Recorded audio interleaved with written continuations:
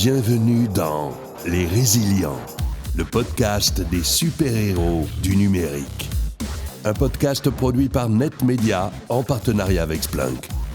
Splunk aide les organisations à être plus résilientes grâce à sa plateforme unifiée de sécurité et d'observabilité.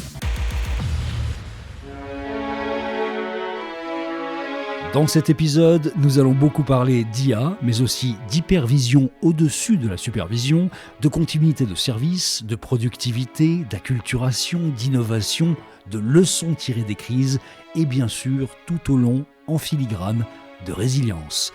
Un épisode qui débute en 1950. 1950, quelque part en Angleterre. Alan Turing se pose cette question existentielle. Une machine peut-elle penser ? Et pourquoi pas créer un test qui permette de juger de la capacité d'une machine à imiter le langage humain ? C'est le début de ce que l'on appellera l'intelligence artificielle. 6 ans plus tard, en Angleterre toujours, dans la charmante ville de Dartmouth, se tient la toute première conférence sur l'IA. Plus de 40 ans plus tard, en 1997, toutes les caméras sont braquées sur Deep Blue. Ce n'est pas un requin, mais bien un super ordinateur imaginé par IBM. Il bat le maître russe Garry Kasparov, échecs et maths. Dis Siri, OK Google, Alexa, ajoute du beurre à la liste de courses. On est en 2010 et les GAFA, alias Google, Apple, Facebook, Amazon, se lancent tout azimut dans les assistants personnels vocaux utilisant des IA. Surtout, ils commencent à les commercialiser. 2017, une équipe de Stanford démontre la pertinence de l'IA en dermatologie. Un algorithme détecte un mélanome malin avec une précision proche de celle du meilleur dermato. Novembre 2022, tout le monde ne parle plus que de ChatGPT. D'un point de vue techno, rien de renversant. C'est un chatbot basé sur une IA générative, un modèle vieux de 3 ans. Le vrai tournant, c'est son adoption. Imaginez plutôt 1 million d'utilisateurs en 5 jours. 2 mois plus tard, c'est 100 millions. 2 mai 2023, une grève des scénaristes bloque tout Hollywood. La sortie des films est décalée, voire annulée. L'une des causes, la peur d'être remplacée par l'IA. Après 148 jours de grève, un accord est enfin trouvé. La régulation du recours à l'IA y tient une bonne place. Octobre 2023, en France, une expérimentation commence pour 1000 agents du service public, répondant à des questions d'usagers sur un site internet dédié. Une IA génère des réponses qui sont ensuite affinées et validées par l'agent avant envoi. Une sorte d'assistant pour pallier le manque de personnel. Décembre 2023, l'UE s'empare de l'IA. Thierry Breton annonce un accord, l'AI Act. Il vise à réguler les systèmes d'IA à haut risque tout en permettant l'innovation. Le règlement garantit aussi la qualité des données utilisées, les droits d'auteur ou encore le respect de la vie privée.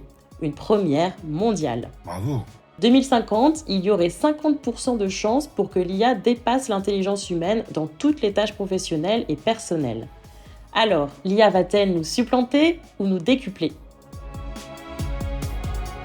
Cette histoire d'IA et la grande question finale sont signées Audrey Wouliard, Senior Content Marketing Manager chez Splunk.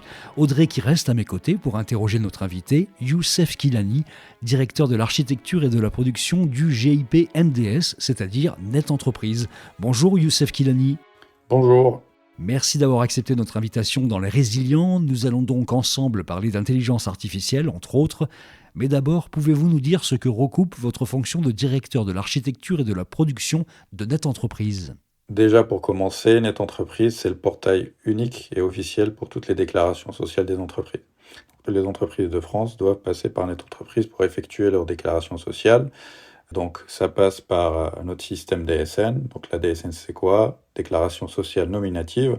Donc, toutes les entreprises de France ont l'obligation d'effectuer une DSN qui permet de regrouper toutes les informations sur leurs salariés, les contrats et ainsi de suite pour que ces informations-là soient déclarées aux différents organismes de protection sociale pour assurer les différents droits des salariés. Alors, au sein de Net Entreprise, je suis directeur de l'architecture et la production. Donc j'ai 3 départements. Un département qui est l'architecture, donc qui s'occupe principalement de tout le travail de conception de nos systèmes d'information, de garantir qu'ils soient performants, qu'ils soient interopérables avec les autres systèmes, et donc qu'ils arrivent en production sur des environnements stables et qui garantissent leur disponibilité. Également, j'ai un département infogérance que lui s'occupe de tout ce qui est production. Donc, il garantit la disponibilité de nos systèmes d'information, des services qu'on propose aux entreprises. Et enfin, donc un département qui s'occupe de tout ce qui est architecture fonctionnelle. Donc, parce que tous nos systèmes qui sont imbriqués ont besoin d'avoir une espèce d'élément central qui permet de garantir et la simplification et que tous ces éléments s'orchestrent bien ensemble. Et enfin, une partie qui travaille tout ce qui est projet technique transverse, que ce soit des migrations, mise en place de nouveaux outils ou travaux sur tout ce qui est plutôt technique. Je crois que l'architecture de Net Entreprise est particulière puisque chacun des partenaires peut superviser ses activités, mais vous seul avez le pouvoir d'hypervision. Ça marche comment ? Ce qu'il faut savoir, c'est que au niveau de notre système, on est sur un écosystème. Donc, on a plusieurs systèmes d'information qui sont imbriqués. Donc, on a notre système en propre, nous, qui est notre entreprise, avec notre portail et les différentes fonctions et applicatifs qui tournent autour. Mais il y a également une partie, par exemple, de la DSN qui est hébergée chez les URSSAF, une partie qui est hébergée plutôt chez la CNAV, une autre chez la DGFiP. Et donc, chacun de ces organismes a besoin déjà en propre de superviser son activité et son système d'information. Mais nous, pour suivre l'ensemble, on a besoin d'un élément qui est plutôt l'hypervision. Donc, il y a la supervision en elle-même qui est assurée par chacun des organismes. Et nous, on assure ce qui est l'hypervision qui nous permet d'avoir une vision d'ensemble des différents systèmes. Donc, nous, par exemple, sur la DSN, il y a un besoin de vérifier que le message qui entre, qui est la DSN, arrive bien à la bonne destination. La destination, ça peut être, par exemple, les URSSAF pour tout ce qui est impôt sur les entreprises, la partie DGFiP pour ce qui est un peu sur les salaires ou sur les entreprises également, ou aussi la partie retraite pour s'assurer que les trimestres des différents salariés français sont bien stockés au niveau de leur référentiel. Donc c'est cette hypervision qui nous permet de garantir que tout ce qui entre dans le système arrive bien à bonne destination et qu'il soit stocké au niveau des différents référentiels. Vous parlez souvent de proactivité plutôt que de réactivité. Qu'est-ce que ça veut dire concrètement et est-ce que c'est ça pour vous la résilience ? Ce qu'il faut savoir, c'est qu'avant que le système d'hypervision soit mis en place, on était plutôt dans la réactivité. Je m'explique. C'est que c'est les entreprises elles-mêmes qui vont nous signaler un incident. Une entreprise qui n'a pas eu son compte-rendu métier, donc qui contient toutes les informations qui sont renvoyées par l'organisme. Par exemple, l'URSSAF qui, par exemple, trouve un souci sur un contrat, il le renvoie dans ce compte-rendu métier. Et donc, c'est les entreprises elles-mêmes qui nous signalaient le manque de ces comptes rendus métiers ou de ces informations-là, ou qu'une déclaration donnée n'a pas abouti en termes de traitement. Parce qu'on n'avait pas d'éléments qui nous permettaient de superviser l'ensemble, de voir si un flux donné, donc une fois entré dans le système, est bloqué ou pas. Donc c'est comme un système de colis. Un colis entre, on doit s'assurer qu'il arrive bien à bonne destination. C'est la même chose avec le système DSN. Et donc l'hypervision qu'on a mis en place nous a permis de passer à la proactivité. C'est que là, on n'attend pas que l'entreprise nous signale qu'il y a un problème. Nous-mêmes, on le détecte et on le corrige sans que même l'entreprise s'en rende compte. Et donc ça nous permet d'être résilients dans le sens où, en cas d'incident, en cas de problème, on a un outil qui nous permet de voir rapidement où est le souci. Et des fois, la résilience se sent dans le fait qu'on soit proactif et qu'on résout l'incident avant que l'utilisateur ou le client final se rende compte qu'il y a un problème. Est-ce que dans la recherche de proactivité dont vous venez de parler, l'IA a un rôle central ? Ce système d'hypervision lui-même, au démarrage, a été mis en place avec un suivi de flux qui est plutôt avec des algorithmes déterministes. Là, ce qu'on a mis en place, c'est on a ajouté une couche d'IA. L'objectif de cette couche d'IA, c'est déjà... On a eu un premier cas d'usage qui nous permet de détecter les faux positifs. C'est que dans le système en lui-même, on avait 1% de faux positifs qui disent voilà, que soit un flux bloqué ou pas bloqué et qui faisait que nos exploitants étaient là à vérifier est-ce que ce que donne le système comme bloqué est vraiment bloqué. Donc cette couche d'IA, donc avec du machine learning, nous a permis de savoir ce qui est vraiment bloqué et donc éviter ces faux positifs. Et en même temps, on a pu ajouter d'autres cas d'usage qui sont plutôt de voir par rapport au comportement normal du système. Donc l'algorithme IA va lui apprendre, en fonction du comportement normal de notre système, ce qui doit se passer en termes de déclaration, en termes de dépôt, en termes de CRM et ainsi de suite, donc tous les workflows et les fonctions métiers. Et en fonction de ça, il va nous sortir s'il détecte un souci. Et nous, à ce moment-là, on va pouvoir dire en avance de phase et en proactivité d'éviter que le problème se pose. Youssef, il y a eu chez vous, je crois, une forte réticence à l'IA au départ. Comment avez-vous convaincu vos collaborateurs de ces apports ? C'est comme n'importe quelle technologie ou innovation. C'est normal que les gens soient réticents et surtout avec l'IA où déjà quand on regarde dans les médias, tout le monde parle de supprimer des postes, que l'IA va remplacer l'humain et ainsi de suite. Là, nous, donc, comme on a déjà démarré une gestion de changement, on a travaillé avec les différents collaborateurs pour l'expliquer la valeur ajoutée que va avoir la mise en place de ces éléments-là et de l'IA dans l'hypervision. Déjà, les collaborateurs eux-mêmes, ils se sont rendus compte que leur travail, donc à regarder s'il y a des faux positifs, était chronophage et ça n'avait aucune valeur ajoutée. Donc, à prendre un Excel et essayer de prendre un échantillon, de regarder si ces flux-là ont un problème ou pas, c'est quand même du travail qui n'a pas de valeur ajoutée. Donc, ce qui a fait que une fois qu'on a commencé à expliquer ces éléments, de dire voilà, c'est pour gérer ces cas-là et l'objectif, c'est de vous faire travailler sur des choses à plus de valeur ajoutée, ça nous a facilité la tâche. Est-ce que vous diriez qu'il faut déjà attendre un certain seuil de résilience numérique avant même de se lancer dans la mise en service de couches IA ? Alors, moi, je dirais que l'IA vient en complément. Donc, on a des fonctions, on a des systèmes qui fonctionnent. L'IA vient pour compléter ces systèmes et améliorer leur fonctionnement pour atteindre un niveau d'excellence. Et donc, par rapport à ça, l'IA peut nous permettre d'aller plus loin en termes de résilience, notamment en termes de cybersécurité, sur cette partie supervision. Après, il y a d'autres cas d'usage. Moi, je parle des cas d'usage sur lesquels je travaille.